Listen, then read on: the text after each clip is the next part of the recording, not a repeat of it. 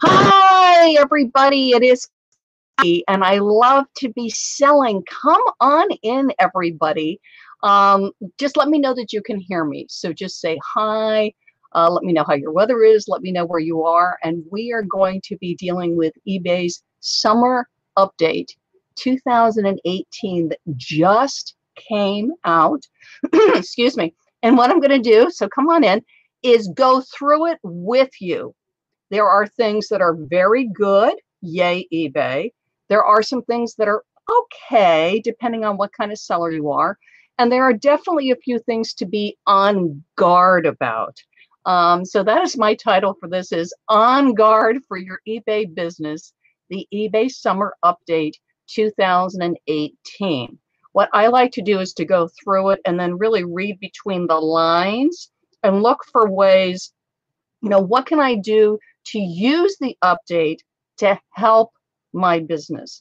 I know there are going to be a lot of people saying whatever they're going to be saying, but always when eBay puts updates out, and I know you guys do this, is look for how can I use this to help my business? How can I use this to drive more sales? To just go, it's good to get your feelings out, but bottom line is, how can I grow my sales? Because that's what we're here for. How can I maintain my business as a strong eBay business, and how can I grow it? So here's Michael. Hey, Michael, good to see you. Hi, Deanna. Hi, Rhonda. Hi, Pam. Thank you all, everybody. Pam, Jamie, great. Katie, thank you, everybody. Leanne, thanks so much for joining me. So let's get to it. I'm actually going to be reading through this with you. So there's 4 parts to the eBay summer update. The first part has to do with inventory optimization, okay? And what that means is how eBay is looking at the inventory to present it out to shoppers. And if you hear noises, I'm New York City. There's trucks going by, there's cabs. I live in Midtown, so there's a lot of traffic. So if you hear any kind of noises, just hang in there with me. Inventory optimization. So there's 4 categories, four categories that are going to have mandatory item specific additions to them. Only, here's my fingers, only these 4 categories. So don't think this is everything. It is not, okay? The inventory categories are, hang on a second, let me get to them. It is, okay, we've got catalog pages. I want to talk about that in a minute. But there's inventory. Come on, eBay. Where is it? Where is it? Category. Okay, so these are the 4 categories. Coins, comics, pottery and glass, and tires. And pottery and glass includes china and dinnerware and glassware, which I think is going to affect most people. Coins is very specific. Comics, obviously, too, very specific. Tires, very specific. But the one that I think is going to hit a lot of sellers is pottery and glass. So when it comes out, you really need to take a look at what those item specifics are. If you only have a few listings, this is not a big deal. You can do it manually. Just go through listing by listing and add the item specifics that they're adding for you to add. They want you to add. And the ones they want you to add in pottery and glass is object type. Okay. By the way, comment summer, S-U-M-M, excuse me, my nose always itches when I broadcast. Comment summer, S-U-M-M-E-R, and I'm going to send you tips about the summer update to you. So they want the object type. What is it? Is it a glass? Is it a plate? Is it whatever? Now, I'll already be doing this. So this could be good news for you, but you may not be doing this. And what I suggest is, because this is going to be mandatory, start doing it now. If you only have 3 or 4 listings, this is not a big deal. If you have a lot of listings, and I know some of my sellers, have thousands of listings, this is going to be more of a job. So you've got bulk edit, where you can group similar listings together and do it. If you are using a lister, and that is things like Octiva, 6-bit, there's a variety of them. I'm sorry if I'm not including them all. Joe Lister, get a hold of those companies, tell them you've got listings in this category, and what should you do to be adding these new mandatory item specifics, and they can help you guide that through. So that's really the big thing. Now, there are categories that are going to have mandated product pages, which means is that you have to list using eBay's catalog. You pretty much know if you're in those categories. They tend to be electrics and they tend to be electronics. Let me just read you the categories on that. It's not clothing, it's not jewelry, you know what I mean? It's electronics. It is cardio equipment, cell phones and smartphones, computers and tablets, humidifiers, internet and media streamers, major appliances, portable fans, programmable thermostats, small kitchen appliances. You guys, that's coffee makers. That might impact some of you. Coffee makers, I'm trying to think, toasters, okay? Space heaters, TV, video, home audio, TVs, and voice-enabled smart assistants. So again, if you're at yard sales and you're buying small appliances, again, this should not be a big deal. If you flip it over, I know like on our toaster, on the coffee makers, it'll be on the back, it'll be underneath. Look for it. You're going to need the make, you're probably going to need the model number, but it's stamped on the item. Obviously, this is modern items. If you have some kind of vintage item, this is not going to be applicable to you. Okay, so if it doesn't have a UPC or an MPN. If you run into a category and eBay's blocking you from listing because it wants information that you don't have, the best way to deal with that is screenshot it. Okay, and what you do is if you're on a computer, you just click print screen. It's on your keyboard. Sometimes if that's just beyond you, you just take your cell phone out and take a picture. Go over to the Facebook business page. This is for my US people. And you're going to contact eBay for business through their Facebook business page and say, I have this vintage item. It doesn't have a UPC or an MPN. eBay's blocking me from listing it. What do I do? And what you might need to do then is not list it under a home appliance, but list it as a collectible, because then in that category, you're not going to have that situation. But if you're in a catalog category, make sure you list with the catalog. And this is why. One, you'll be blocked from listing. If somehow you do manage to list, or if you have a listing up now that you haven't listed with the catalog page, and it should be using a catalog page, you will minimize your search. And I'm going to say that again. You will minimize your search. So when eBay asks you to use a catalog page, asks for item specifics, it is to maximize your search. Oftentimes when people say, oh, my item isn't showing in search, well, guess why? They only have like one item specific from the 10 or 15 being offered that they're using. If they don't apply to your item, I understand. But many, many times when I work with private clients, there's 5 or 6 item specifics that they have not used. They haven't indicated the color. They haven't indicated the country where the item is made. For clothing, we can now oftentimes do neckline, sleeve style. The reason eBay's asking for that, it's to help you in search. So don't make things up. Don't put things in that don't belong. Don't put a sleeve style in an MPN box, but use your item specifics. They are there to help you. So that's inventory optimization. So let's go back up. And what else do we have? eBay. Selling metrics and shipping. Comment summer, SUMMER, and I'm going to send you tips. So selling metrics. First of all, eBay is promising us, and this is one that I have mixed feelings about. Starting in July, we're going to be getting some seller metrics in Seller Hub. And this is for all sellers. Letting you know how you're doing on returns compared to other people in your category. Okay, so it'll let you know that you're getting 1% of returns, and people typically in your category are getting 3%, so it lets you know that you're doing a great job. It will show you typically the reasons that people are choosing for returns. Didn't fit, wrong color, changed mind, whatever it is. So that can be helpful because you'll see pretty much what people, what reasons people are using to return.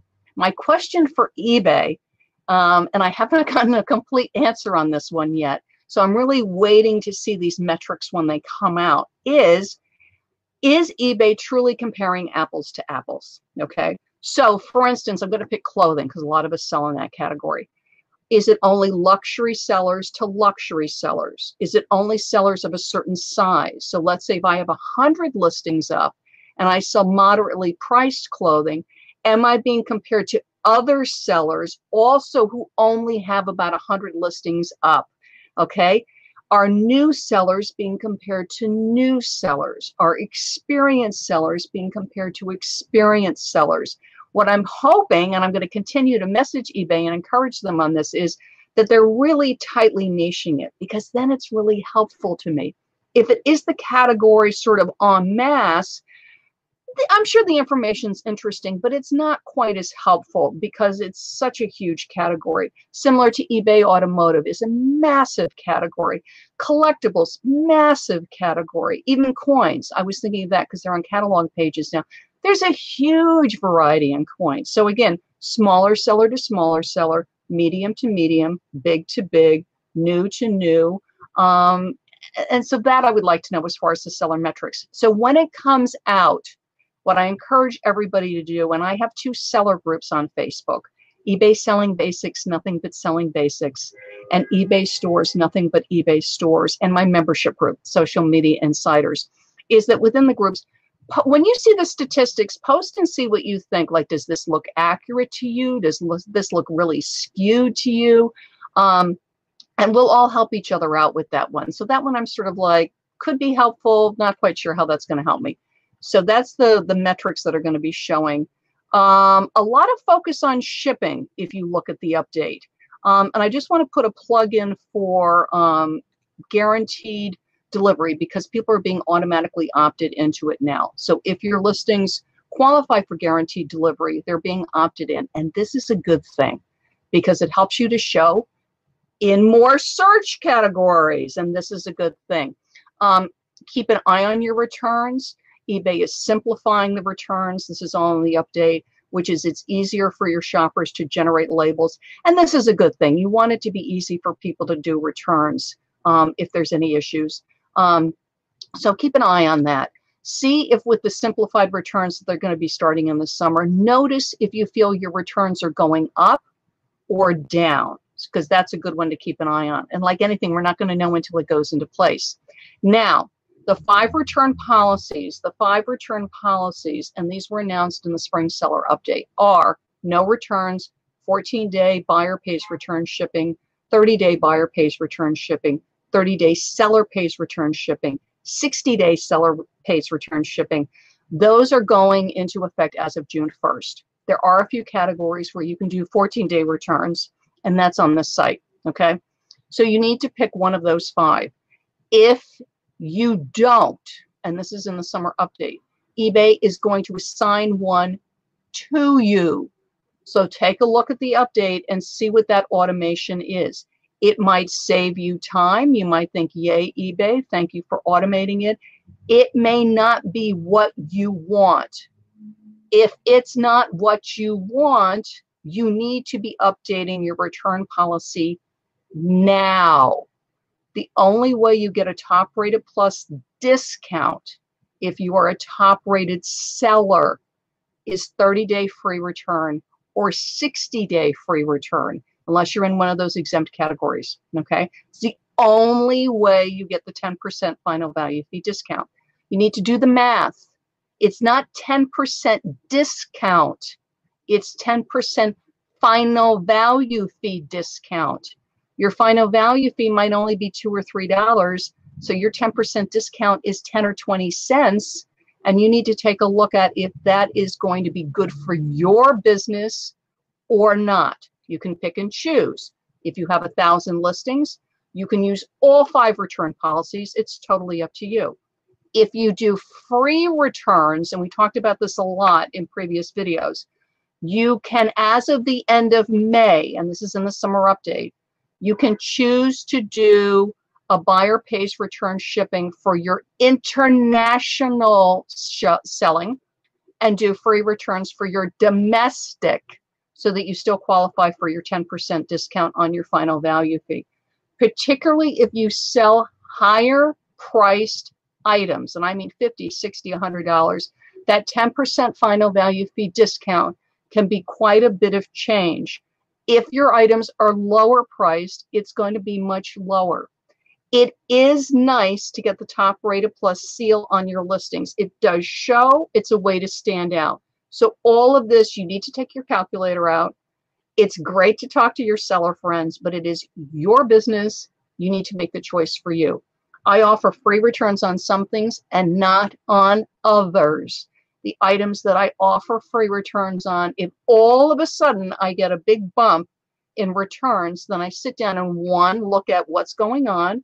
Have I said something in my listing that I didn't mean to say in my listing, or am I not including information in my listing that I need to include? Because returns could clue you to that. If it's not, if everything's still the same and all of a sudden now my shoppers are returning quite a bit, then I'm going to take a long, hard look at free returns. But right now I do offer it on some. I've been offering it since the fall. I have not seen any bump in returns from that. Okay, so that's your selling metrics. So the big thing on that is watch your return policy. And if you've got free returns and you're shipping international, you're going to want to go in and take a look at that. On eBay stores, really the big change is if you're doing a sale, which used to be Markdown Manager, now it's called Sale Promotion Event and Promotion, something like that, Sale Event and Promotion. The item has to be listed at least 14 days to be put into a sale. And that makes sense. I mean, I totally get that. That's not like a big thing. The other thing with eBay stores, if you haven't noticed, and I've got a YouTube on this, so hang on a second, because that way you can go over and see what on earth I'm talking about, is a YouTube that I've got, tells you all about it, is that right now everybody should have what is called HTTPS, which is your store's address in the search bar. And if you go on my YouTube channel, look at the video, New Search Benefits on eBay. And the beginning of that video, I explain it. So if you look at your store landing page, that's where the banner is. It's where your store name is. Or if you click your door, you'll be on your landing page. The top left-hand side, it should say HTTPS. The only people that will, and there may be a few people that haven't migrated on yet, depending on when you're taking a look at this. I think just about everybody's on now. The only people that won't have an HTTPS page are people with custom stores. And they will know that they have a custom store because they paid a store designer. Right now, their store landing page is not HTTPS. And there are going to be plans in the future for dealing with this. eBay has not announced what it is yet. What I would encourage my friends with custom stores is really keep an eye on your sales and on your impressions and your clicks, and see that now that everybody is HTTPS except for custom stores, see if you note any difference in impressions, clicks, and sales. Because there is mobile optimization going on that eBay's doing because people are HTTPS. So keep an eye on that. eBay Store Simplified Returns. They've returned all that, selling metrics and shipping, inventory optimization. That's it. So really the big thing is watch out for these seller metrics that are coming out in July. See if they're really helpful to you. They either are or they're not, and we're going to find out. And my prayer is that eBay is niching that so that it's helpful to us, okay? Clearly they want us to have the data. They want us, there's a lot of emphasis on returns.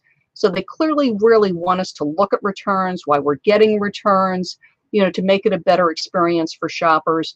Some categories are just higher return categories. Shoes immediately jump to mind.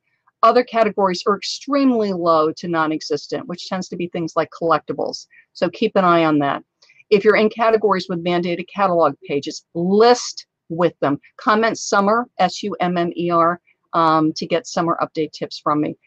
It optimizes your search. If you're losing search, take a look at whether you should be using a catalog page. Really watch your keywords and really watch your item specifics. It is how eBay is pulling data. Yes, it comes from your description too.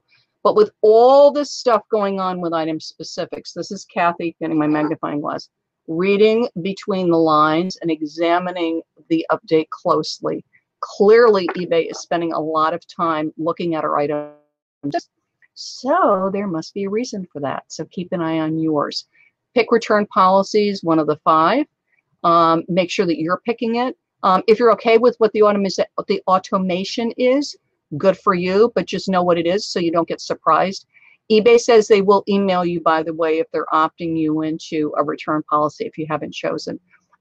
If you are in one of the 4 categories, that pottery and glass, tires, and the other 2, you might want to start adding the item specifics that you need now. Some people are going to have an awful lot of work to do with that. The other thing is now the guaranteed delivery has rolled out. Offer shipping upgrades, because that's a great way to get more sales and to show up in more filters. It's all about search. That's what your item specifics are about. Your return policies are going to help you with that. All of this is about search and keeping an eye on your data, because obviously, let's say it is very niched, the seller metrics that we're getting, and you are a clothing seller and your returns are up around 4 or 5% and other people's is 1 or 2%, you know, that's an opportunity to look at your listing and go, what can I do to improve it? Do I need to put some more measurements in? Do I need to take an extra picture? You know, I mean, it's there to help you. The things to be on guard about are the catalog pages. You really got to use them, the item specifics, so you don't lose that on search. Keep an eye on your return policies. Keep an eye on the seller metrics. Let me just take a look at everything. eBay stores, yeah, the custom people, keep an eye on your clicks, because of the fact that you don't have an HTTPS page, you really want to be alert and comment S-U-M-M-E-R, and I'm going to give you some more tips on that. So let me just see this. Kathy, hang on a second. Kathy, why would we be penalized for returns when they require free returns for top rated plus? You're absolutely not penalized for returns. No, no, no, Teresa. I didn't mean that in any way or form. You're not being penalized in returns at all. Free returns is required to get the top rated plus discount. If you don't want the top rated plus discount, if you're in a high return category like sneakers and shoes, it may not be worth it to you financially to offer free returns. That's why do your math. Some businesses, let's say 1 out of 4 sales get returned. I know that. And if I'm in free returns, what I'm going to do is figure that's basically like $2 more per sneaker for me to accept free returns. So I'll mark up my prices. You may not be able to do that because of the competitiveness in your market. That's why you need to do your math and see what works. You can also test. If you're in a high returns category, test it. Take half of them, put free returns on and mark up the price a couple of bucks. Do half of them without free returns and see what happens. Hang on a second. Maryland, oh, Maryland, summer, great. Summertime living is easy. Thank you, Larry. Love your singing. Just want to check and see if anybody's got questions. The doors are gone. Dale is saying doors are gone. Okay, good to know. I hadn't noticed that, Dale. And again, we'll see if that's permanent, because I know a lot of things they're fooling around with. But that's good to know that the doors are gone. Also, the search bar for the store is all the way at the top now. It's not down by the header. So thank you to let me know that the doors are gone, because I saw a door the other day. So if you want to get your store landing page, click on your seller name. That's actually, hang on, let me go on my thing, because I'm on HTTPS. Now, Dale, when I'm in Seller Hub, yeah, so the door is gone on the landing page, but it's not gone in Seller Hub. So if you're in Seller Hub, you'll see a door and you can click on the door and then it lands you on your landing page. Okay, hi, Lori. I thought you would keep your current return policy unless you revised your listings. Where can I find the wording that eBay will sign a return policy for you if you don't change it? It's not that they'll change it, Lori, good question. It's not that they'll change it if it's not one of the 5 approved return policies. So if you have 14-day and you are not in one of the exempt categories, so let's say like with clothing, I have 14-day, they're going to opt me into a return policy, and I'll tell you where it is. So hang on a second. Here we are. So I'm on the summer update. I'm in simplified returns. Streamlined return policies. That's got to be it. Yes. So it's under streamlined return policies. And you scroll down. So if you had 14-day returns, they're putting you into 30-day returns. And if you had, hang on a second, if you had 14-day free returns, they're putting you into 30-day free returns. So they're basically bumping you up to the first. They're not going to take you from 14-day and put you into 60. They're taking you from 14 and putting you into 30. If you had 14-day free, they're doing 30-day free. If you had 14-day buyer pays return, they're going to put you into 30-day buyer pays return. But that's on the summer update page. And then you click streamlined return policies. And it's right in there. Excellent question. Thank you for asking. Let me see everybody else, and then I got to go. The file you are sending is showing attachment. Okay, good. I'll take a look at that once I get off, because I can't, whoop, hang on, because I can't do that while I'm doing this, but thank you. The joy of the internet. Sometimes things don't work. You're welcome, Christine. It's my pleasure. You can't get the video, Orly. Yeah, sometimes, and that's just the internet connection. So again, once it's done, it's done. So yay. So Joyce, for the past couple of weeks, you've been doing it good. So everybody, if you're in the impacted categories, particularly I'm thinking my pottery and glass people, get going on your item specifics. If you need to list with the catalog pages for the categories, start doing that now. Because honestly, it's going to help your search. If they want it in 3 weeks, you might as well do it now, because that's going to be helping you with search. Really, really, really watch your item specifics, because clearly there's a lot of emphasis on that. When you get returns, take a look at why people are returning things. I know sometimes people say things that aren't true. I totally get it, but keep an eye on it. If all of a sudden you're getting returns spiking for some reason, it's always a good thing just to take a look at a listing. You know, something can be fine for months and years on end, and then all of a sudden everybody wants a shoulder to wrist measurement. You know, you can just revise it and put that in your listing. Okay, you guys? So that's it for the summer update. Really watch your item specifics. Be listing with catalog pages. Take a look at your return policies. If you're using 14-day and it's not a qualifying category, you are going to be opted in. So be aware of that and make sure you're being opted into what you want to be opted into.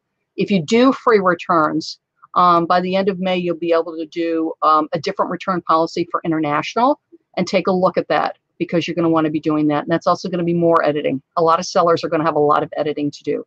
But this is going to help us in search. It's going to help us with our sales. And that's what I'm putting my attention on. So comments Summer, S-U-M-M-E-R, and I'm going to send you more tips. Thank you, everybody. I'm Kathy, and I love to be selling. Bye-bye.